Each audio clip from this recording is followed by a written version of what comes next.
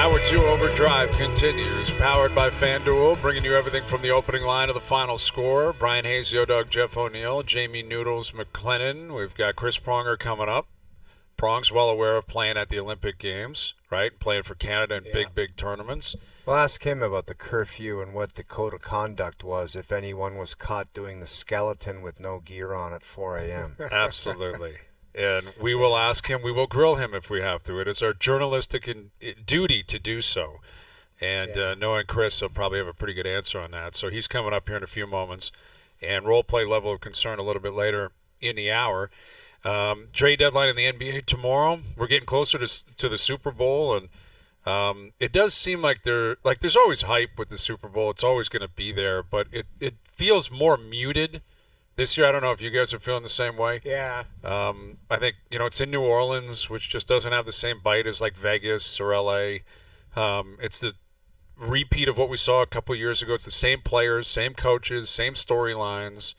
I think it'll be a great game, but I think the build-up is lacking a little bit. And I think the craziness in the NBA and the NHL, like for people up here, it's just been very easy to be distracted. Right, and the Blue Jays officially announced Max Scherzer got signed yesterday. There's a lot going on away from the Super Bowl. So it has felt a little bit different in terms of the week building up to it. I think that it's only different if Philadelphia wins. Like building up, you're right. Like it just, we're all kind of going, okay, we've seen this show before.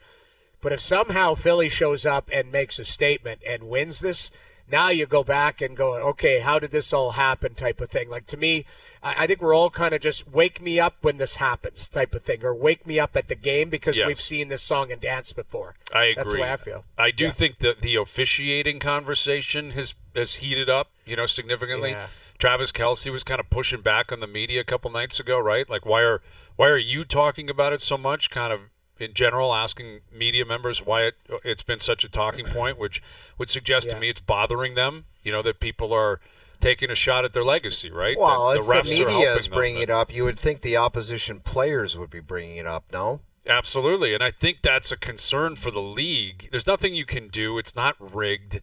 But if there's a horrible call that goes the way of the Kansas City Chiefs late in a Super Bowl, we're going to talk about it for 3 hours on Monday.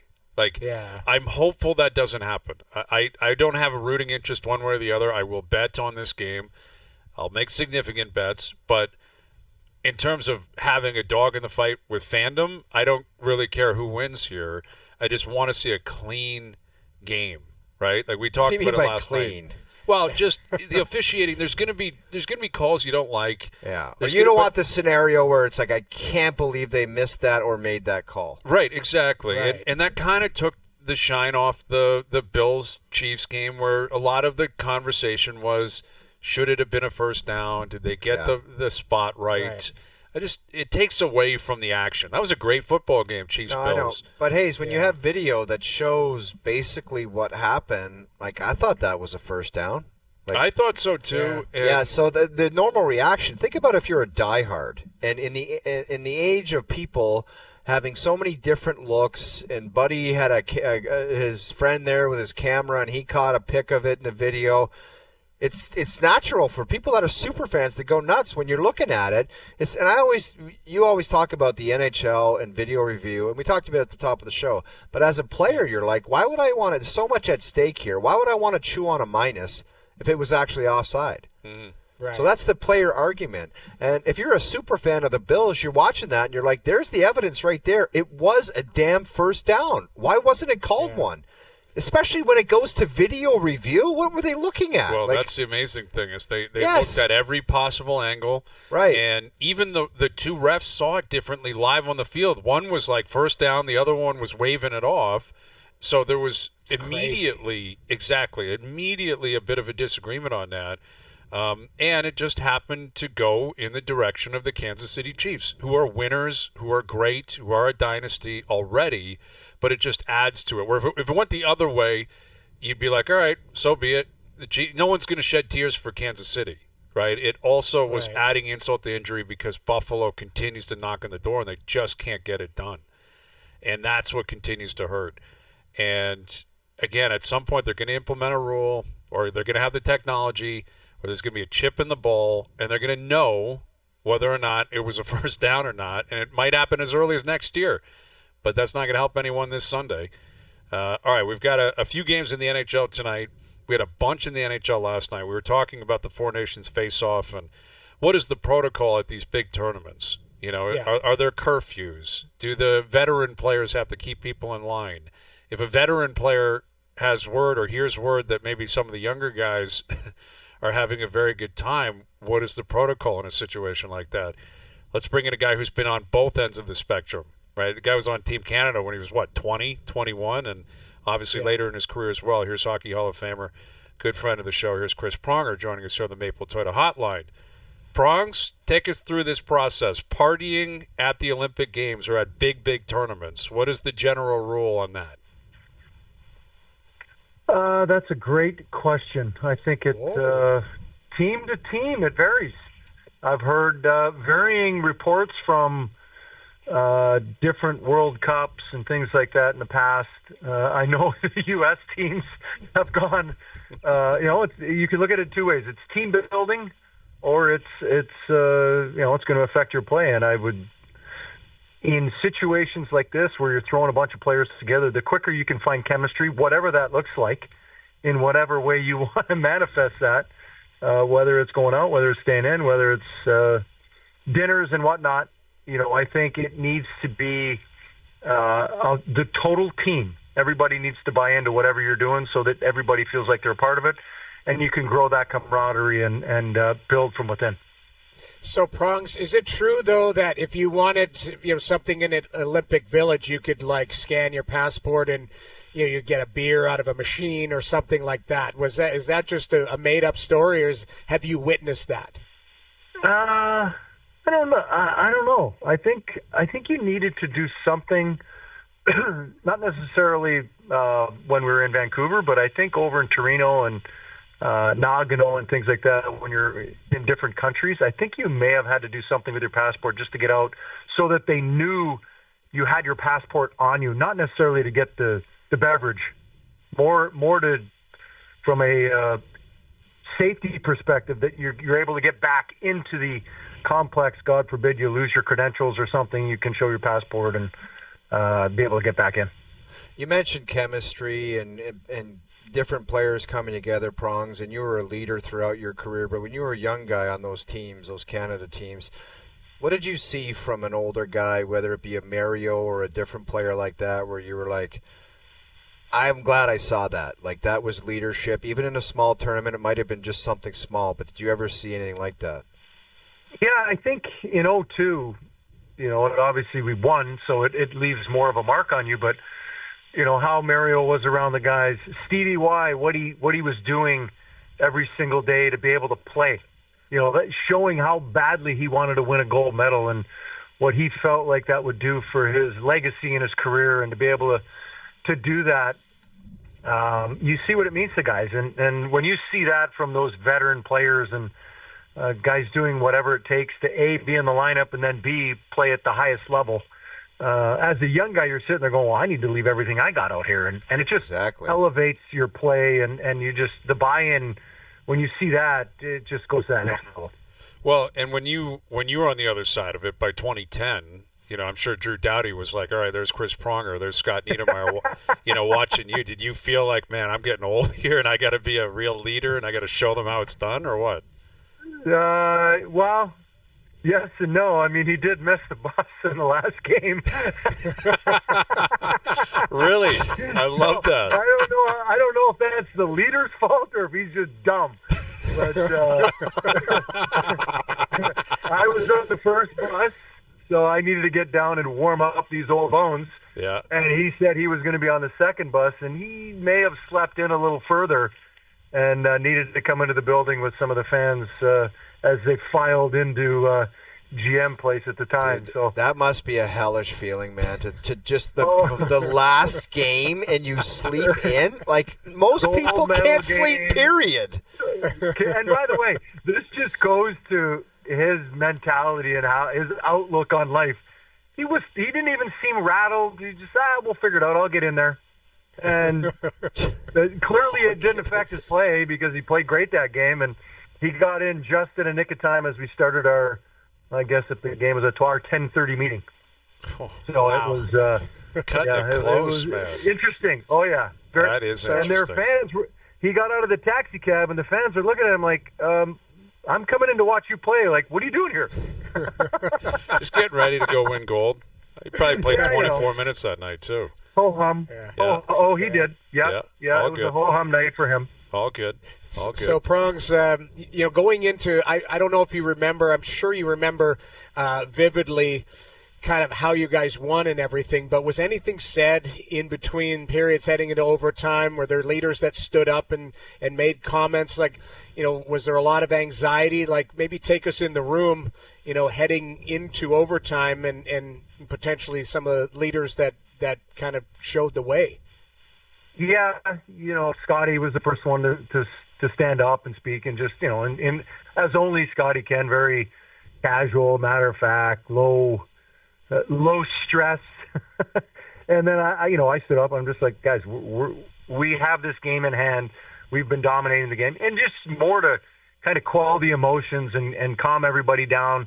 They score with a minute left to tie the game and send it to overtime, and that can rattle some players. But you've got a group of Stanley Cup winners and soon-to-be Stanley Cup winners on that team.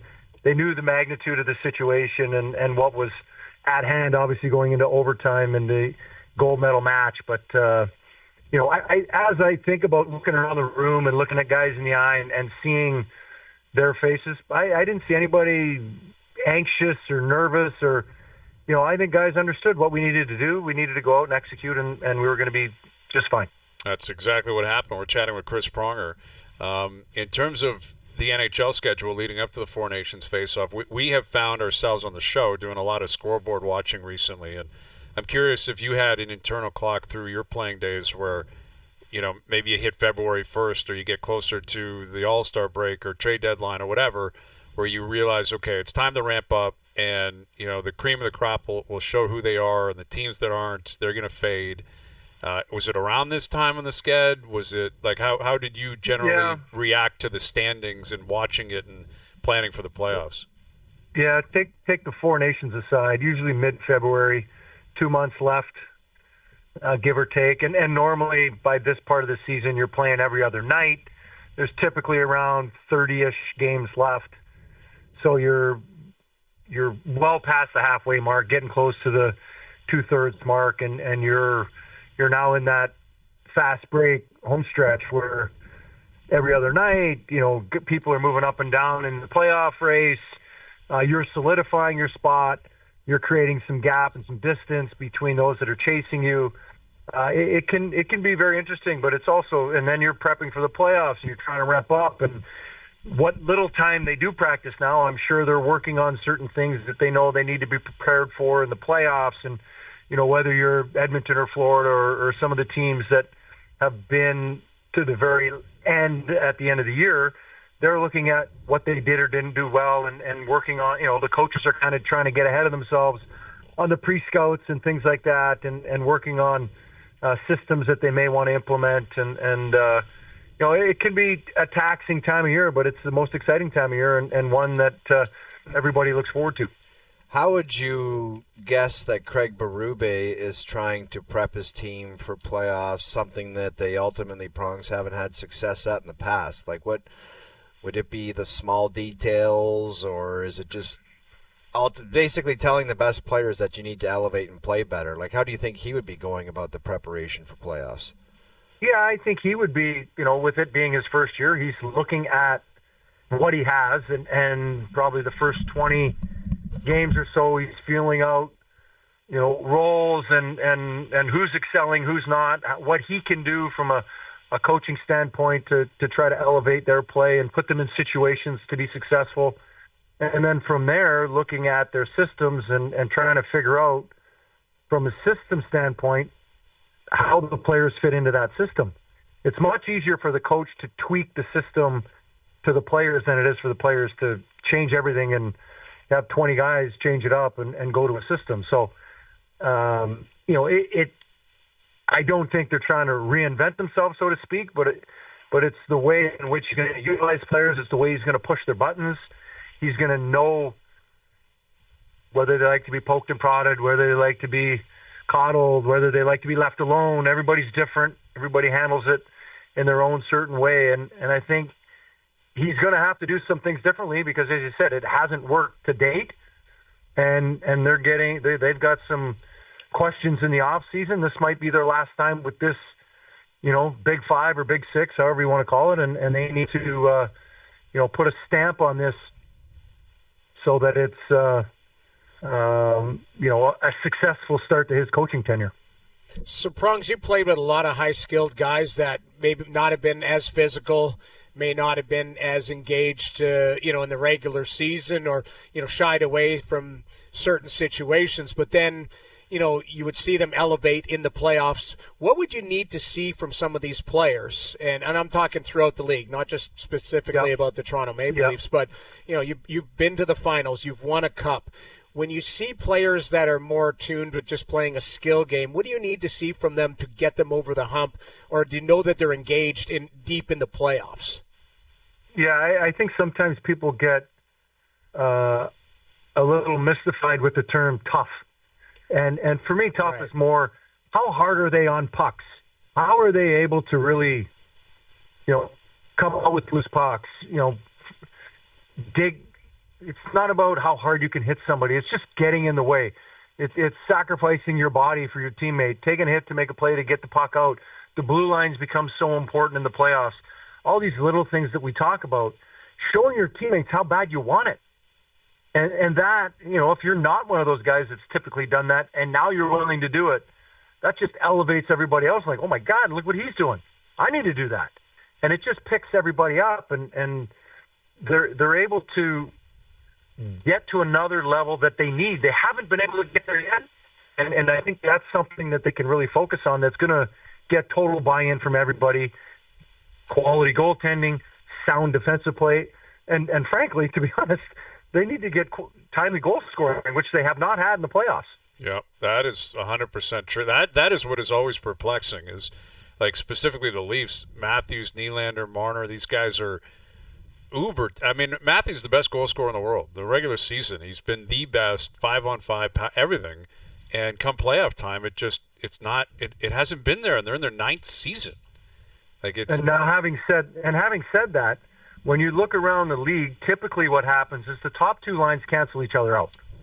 It's the bottom six. Are they able to provide some offense? And in years past, if we're talking about Toronto, their big guys haven't scored, so the top six on the other team has dominated them. Mm-hmm. So there's a couple ways to look at it, and how the top six and bottom six perform offensively. And if they are struggling, then they need to pitch a shutout, and they need to really lock in defensively.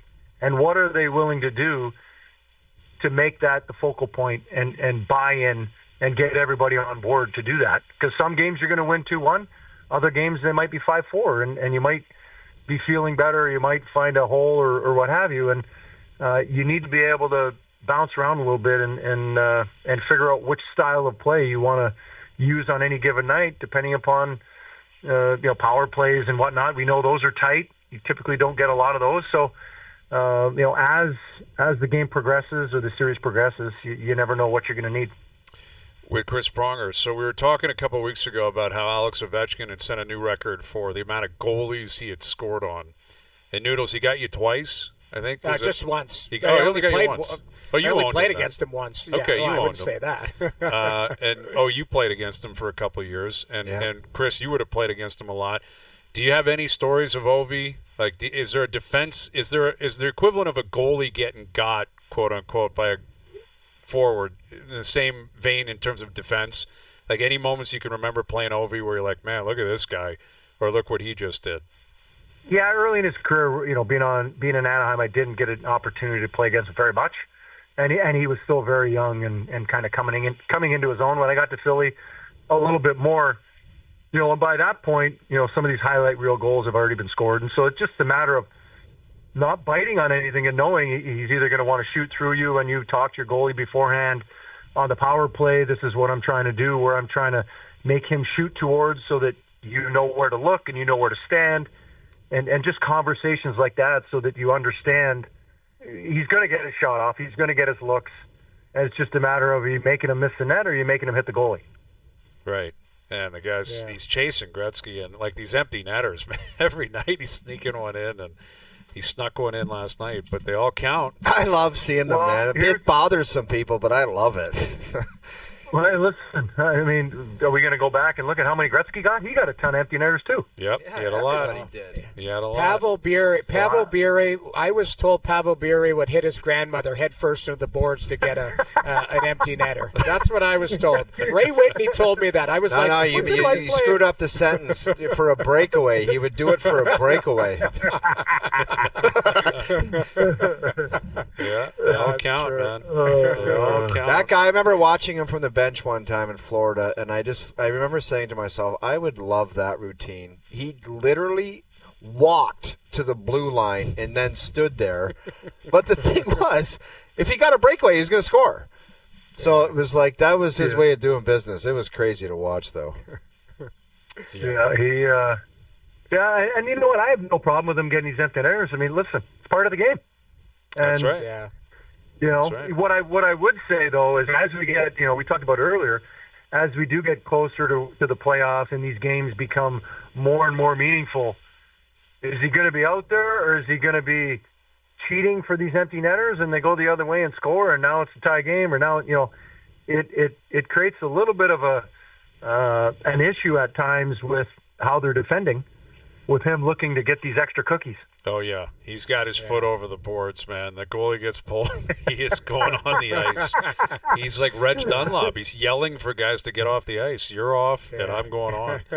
I love it. All right, Chris, we'll leave it there. We appreciate you doing this, as always.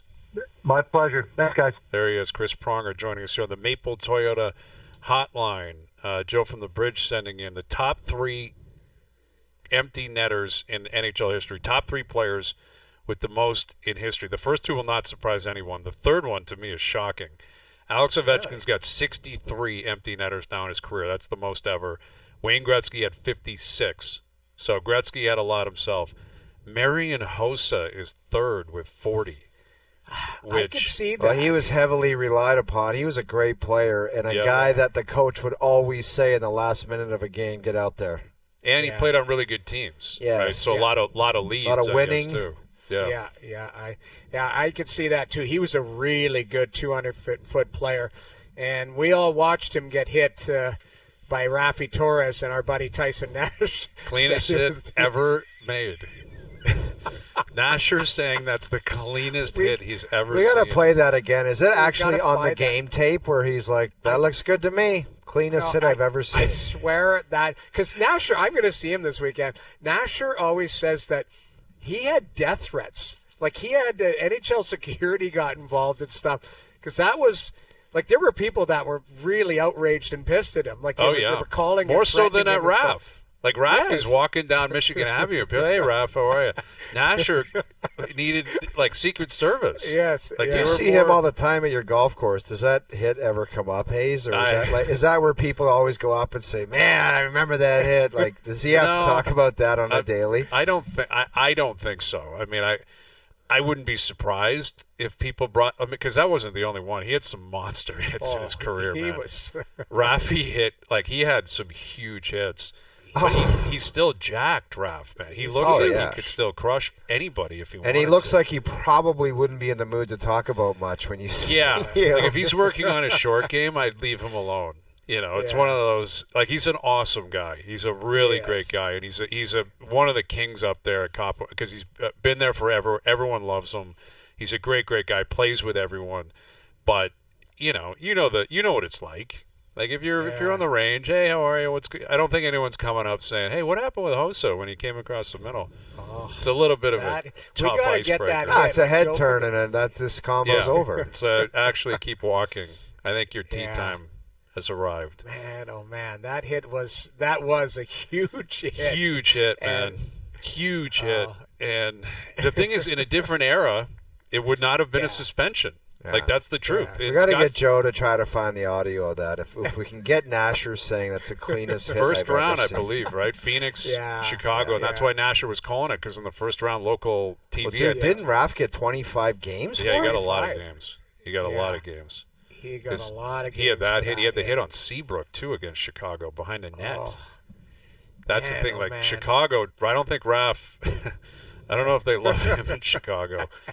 They love him everywhere he played, though. Yeah, they love him in Edmonton. They loved him as an Oiler. Like, yeah, he was a great Oiler. The Oilers last year brought back alumni, every night in the playoffs and stuff like that. He was on the Jumbotron. Big time. And Cup final, they were bringing him out. Yes, people love him. He was a really good player. Like, he was tough. He knew his game. He was fast. Wasn't he a scary junior player? Great junior player. Played in Brampton. Played in Brampton, was a great, great junior player. And, he's a beauty. All right, we'll see if we can track that down. Let's see if we can find the Tyson Nash call. I forgot about this Drew Doughty sleeping in. That's wild. That is gold insane. Medal in Vancouver. This guy's in a taxi saying, can you bring me to the rink? There is the greatest example, because we talked about Braden Point. Got scratched in Boston. He missed the team meeting. Mm-hmm. Gold medal game. If Drew Doughty walks into the meeting 1 minute late, does someone look at him and say, "You're not playing today"? That's a great question. Do you think Babcock would do it? Oh, that guy would have done it for sure. Yeah. But does he just turn the other way and say, "You know what? I can't pull the trigger on this right now"? I think that was Doughty's coming out party. He was so good in that tournament. Yeah. Oh, everyone was like, this kid's got to be eased in, and he was one of their best defensemen. Big time. Him and Taves, man. Taves was the forward equivalent, where it was like he's young, he's just kind of breaking into the league, and Taves was playing a ton, and Doughty, and I think Bergeron, same kind of thing. Yeah. Anyway. Differing. I mean, you got Captain Serious, Jonathan Taves, and you got Drew Doughty, who's not a care in the world. Like, I agree. I wouldn't have slept a wink the night before the game. And Doughty's like blows right through his alarm clock. Wow, like I love those stories, man. And then goes out there and just freewheels like he's walking the line, last man back. Like he just plays with no pulse. It's amazing. He's so good. And I guess I got to make a call on that. Who's going to replace Alex Pietrangelo in the next little while here? I would think it's going to be Doughty. Like, a guy's playing 25 minutes a night since he came back. 25 minutes a night. I wouldn't be shocked if it is Doughty. Me neither. I think it'd be great for the tournament because of his personality. Like, you put him in there, he's gonna rise to the moment. The question is, will he play ahead of Sanheim, ahead of Parayko? Do you bring in the addition and then that guy plays ahead of the other guys who originally made the team, or does he sit? I'm not sure. How do you sit Drew Doughty? Well, I think what you're trying to do is replace, like, again, it's Alex Pietrangelo, who would have probably played, some key minutes, key roles. Doughty can do that. Like, he has the offensive flair. He has the physicality. Like, he might be the perfect replacement for Alex Pietrangelo the way they play. That it might be Drew Doughty. Parayko plays a different game, and Sanheim's a left-handed shot. Like, to me, it might be Drew Doughty that would be a perfect replacement. Yeah, makes a lot of sense, man, for sure. And if he didn't get injured, he probably would have been on the team anyway. He suffered that gruesome leg injury, and he probably would have been on anyway. All right, Darren Dreger will join us on that and more still to come. We'll get into the Super Bowl as we're halfway home. We're almost there to Sunday, halfway through the week, and role play level of concern coming up. Overdrive continues. TSN 1050 and on TSN 4. You can never ask me to stop drinking.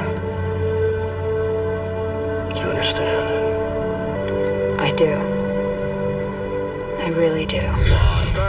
All right, role play level of concern. We all know the way this works. We've been playing it for a long time. We're all adults, right? We're going to treat it. We're going to approach it with maturity here. Role play level of concern. Always. And each of us will be assigned a certain person and a certain scenario, and we give our level of concern. Lots of options, from Pine on the Patio all the way to Nick Cage leaving Las Vegas. All right, you're playing the role of Wayne Gretzky. Wayne Gretzky, what is your level of concern? Alex Ovechkin is going to catch your record this season. This season. Can I have the exact stats? Isn't it like 17 goals? I believe he's 16 back now after last night, with about 29 games to go. I'm going to say he does it, man. So I think Gretz might be Nick Cage. You can never, ever ask me to stop drinking. Wow. Maybe it's just... What do you think the better story is, Hayes? That he does it this year, or it's like the build-up, the lead-in to the beginning of next season, where in the first month and a half, this guy's going to break Gretzky's record? I think for market, it's a great question, because I think ideally for marketing, it's you save it for next year, because then you get the whole build-up through the summer into September.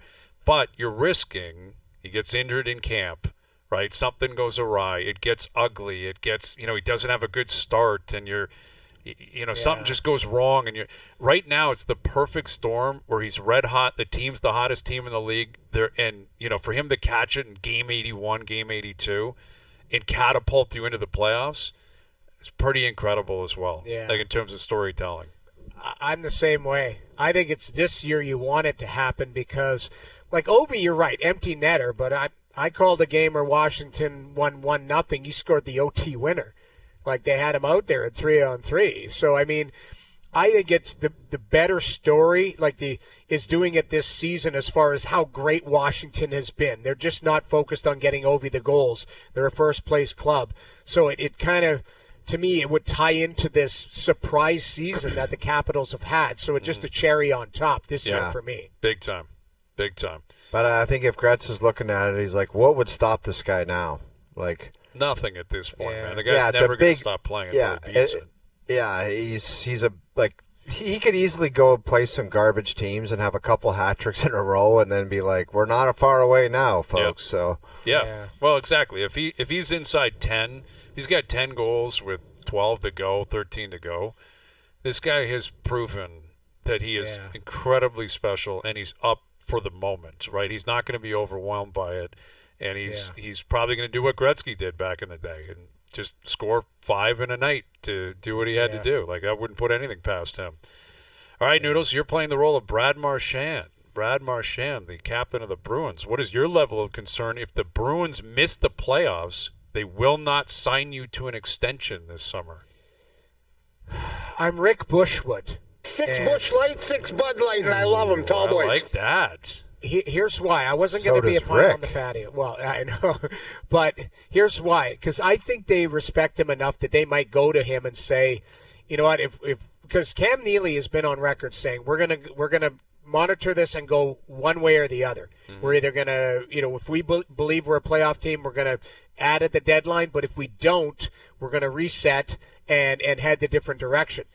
He's earned enough respect that they might go to him and say, if we're going in a different direction, where do you want to go? What's the scenario? We'll revisit your future in the offseason, but maybe he's in play if they go the other direction because of his contract status. So I think he's been afforded the respect to kind of, choose his own destiny if they go in the other direction of not making the playoffs. So, that's why I'm Rick Bushwood. I think you're looking at maybe there is some uncertainty based on where your team sits in the standings. I'm more concerned. Yes, they won last night, and I think they're right there. But they pissed away some of the games in hand, right? They've played 3 more games than other teams, right? That's big. That is big. And listen, we've talked a lot about these kind of veteran legend types and contract years and will they sign, will they not. It hasn't been that loud with Marchand, and Boston generally is very comfortable with the way they operate, and I'm sure all he dreams of is being in Boston. I'm sure he approaches it like Sid, I would think. Right. But is it possible? He's looking at it too, saying, I'm not a young guy anymore, and this team's just not got it. I don't. Boston's not in the same spot Pittsburgh is. I think on paper they're better. I think they've got more depth, etc. But is there a chance Marchand looks at it and thinks maybe I would test the waters out and see what else is out there? Or I do think it's reasonable. It's a business, man. It is a business, and Boston of one organization that's going to say, You won us a cup in 2011. We're not giving you some Kobe deal for your greatness with the Boston Bruins. Right. Here's what we got. If you want to explore other options, that's what you can do. Yeah. They will not do that in Boston, man. No, exactly. Yeah. I mean, they were in that situation with Bergeron, with Krejci, where it was kind of 1 year at a time and not a ton of money. And that's because the players accepted that. And maybe Marchand would. Maybe he would. Maybe he won't. Yeah. Or maybe they say, we just need to kind of cut bait on this era and move in a different direction. That would be wild if he got to free agency. Like a guy like that, he's not young, but man, there'd be a lot of teams kicking tires on him. Oh, yeah. He played at he'll play as a 37-year-old next year. I mean, I think he's 36 right now. So, I mean, he'd get a 3-year deal from somebody and maybe some crazy team and throw a 4th year in there just based on He might get the Claude Giroux deal by somebody next year where it's 3 times 6 and that's a good comparison. Well, it is, but, Claude Giroux has – if you look at it, he just turned 37 the other day, and he's still producing. Like that's the beauty of it for Giroux is it might be less than what that was. Like it might be 3 times 5 or something. Like I don't think whatever he's going to do next year, I don't think he's going to hit a home run. His chance for a home run was the last time he was up in Boston, and I believe he signed a long-term deal at like 6 something. 6.3. Yeah, 8-year deal at 6 or whatever. Yeah, and he could have kind of planned that. The guy's rich. He's got no worries about money, but his next deal is not going to be knocking anything out of the park. No, it's not. And it is a reasonable question to ask. Will it be in Boston? Does it make sense for him? Does it make sense for the team? That'll be an interesting question with a guy like Brad Marchand. All right, I'm playing the role of Luka Doncic. What is my level of concern that I have to win a championship now or I will never reach legendary status with the Lakers? Play it. You can never ask me to stop drinking. You have to. LeBron did it. Kobe did it. Shaq did it. Magic did it. Kareem did it. If the Lakers are different, right? Yeah. You have to win. If you're going to be the man, if you're the superstar, you're just a guy. Exactly. You're going to be the guy. You're going to be the guy that stopped the chain of success. And he has to do it now. He's 25. You presume he's going to stay there. The Lakers, generally speaking, have a very good scenario in terms of pitching to different free agents come to L.A., play for the Lakers. They got to put a good team around him. It's not only him. But 25 years old in L.A., you're one of the 5 best players in the league. You have to win. You've got to win there. Like, there's way more pressure now in L.A. than there was in Dallas. It's not even close. I guarantee you LeBron is going to whip that guy into a machine, man. He's going to treat him like a 19-year-old and be like, I'm showing up here at 5 a.m. You better be there. That type of stuff. That'd be in his Who best knows? interest, man. It would be in his best interest. Of course. Like, Lakers are a pretty good team this year. They beat up on the Clippers last night, and they may have home court in the first round. They're a pretty good team, and it was it's funny. Luka was sitting beside LeBron last night, and laughing Twitter away. was going crazy. Yeah, exactly. But it's going to be fun to see. It sounds like he may return on Saturday night. He's not going to play. I believe they're back in action tomorrow. I think they're playing Golden State tomorrow. How did he look, though? Like, I saw one angle, he looked a little beefy. I know. That's where Twitter was going with it. They're like, who's that guy beside LeBron? It's James Harden in the fat suit. Yeah. That's what it looked like. Luka's got to get it together, man. Like, that's his rep. Like, this should be a scenario where he takes it personally. Dallas said, you're out, man. We're breaking up with you. You're gone. I hope he takes advantage of that. All right, you're actually continuing with this theme, playing the role of J.J. Redick, the head coach of the Lakers. What is your level of concern that LeBron won't be able to accept his role as Robin to Luka's Batman? Play it. You can never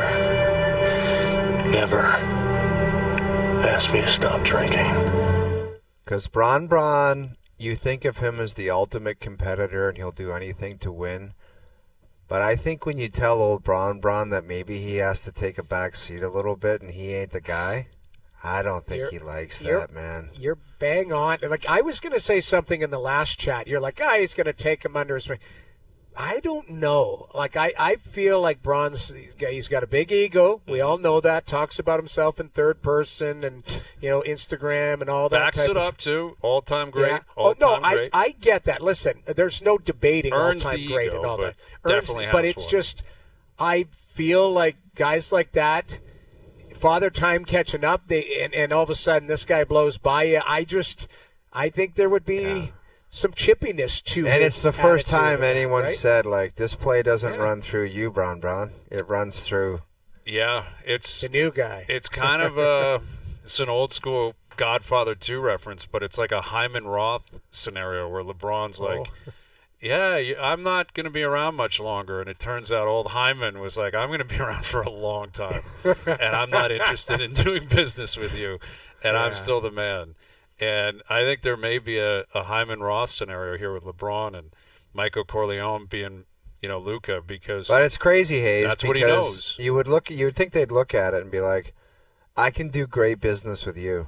But guys have egos, man. They want to be, they don't want somebody else getting the cred. Yep. That's kind of what I was leaning towards. It's just, and you hope that Braun understands, is a good teammate about it and all of that. But I think there's a layer to him where it's like, this is uncharted territory. He's been the face, and he's one of the most popular people on the planet. Yep. Like, not just in sports, on the planet. He's known. And all of a sudden you start to erode a little bit, and somebody else is in there. It's uncharted territory for him. It's very difficult to do, and it's something that is unique to very few people in the world. Like, you got to step aside now. You were the man, and now you're no longer the man. If you don't see it first, that can be very, very difficult. And I'm kind of preparing for that in LA. I think that's what's going to be fascinating about this working relationship. Both great players, great talent. LeBron's still got a ton left. Yeah. And I think he's going to play again. I think he's going to play for another year or two. I wouldn't be shocked if he's looking at Tom Brady saying, that's the record I'm going for, man. I want to play until I'm 45 and prove I'm still great. Really? I wouldn't put it past him to try to do that. But yeah, we'll see. All right, I got a couple of other ones after dark that we'll get to. All right, some role plays after dark. We got Darren Dreger coming up. Herm Edwards on Super Bowl 59, former Eagle himself. We'll get Herm's take on what he's looking forward to on Sunday night. Overdrive continues. TSN 1050 and on TSN 4. All right, we sent Al's brother out into the city with a pair of Leaf tickets, and you have to guess where he's hiding for your chance to win them. It is Wednesday, third clue of the week. At this point, I have no idea where Al's brother is. Generally, I know by now. I have no idea. Let's hear the third clue of the week. Hey, OverDrive fans, happy Wednesday to you. I'm here to get you one step closer to finding out where is Al's brother and getting those Leafs and Sharks tickets to you. Here is your Wednesday clue. This place is a meat and cheese lover's dream. I think I'll be able to grab everything I need to make us super bored for the Super Bowl this weekend. All right, I know where he is. I should have known. Now the first clue would make sense. All right, tune in tomorrow for another clue. The first caller through on Friday with the correct location wins a pair of tickets to see the Leafs take on the Sharks March 3rd. Find Al's brother, brought to you by McAlpine Ford in Aurora. Our family, the Ford family, and you. Full details at tsn1050.ca. Hazy, one of these weeks we got to spice it up. We'll meet them there, invite them for some penne pesto maybe. I love that idea. Love that idea. Yep. And Al's brother, it sounds like he's preparing a charcuterie that will include wings, right?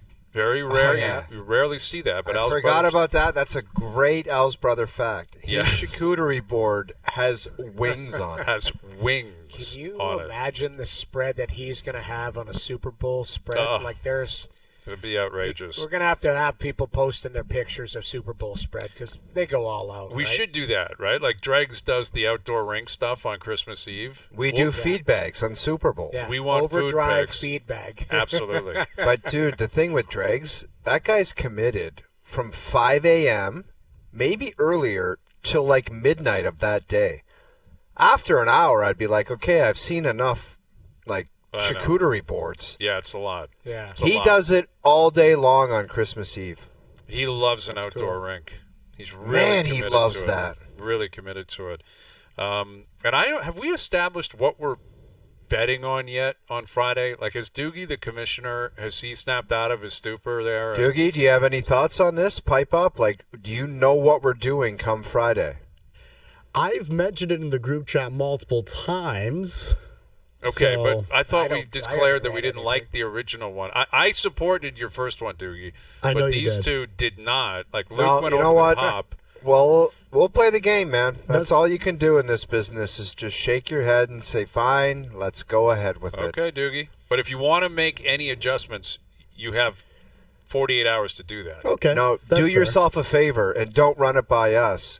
Call the guy down in New Orleans, please. Yeah, that's true. Get on the FaceTime horn with him Luke. and see if it's going to jive. But 'cause make sure I don't there's want to enough, listen. there's got to be enough points up for grabs. Like, that is Yes. important. It can't be a scenario where, because if you ask Luke, he'll Oh, he'll what want a it to be loser over by now. comment, man. Hey, he'll That want is- it to be that over is by like, turns it down, though. He's you know what always that turning mine comment down. was? That I was know. our expected goals are so good. Like, that is a loser comment from you, Hayes. We're down 3, man. No, I know. We're down Okay. 3. We need to have a chance that, it's the Super Bowl, dude. There's got to be like 10 points up for grabs that can swing one way or the other. So I think at a minimum we make sure that's the case. But Al's brother and I were going back and forth today with which side of the ledger we're on, which team we like, the spread, the total.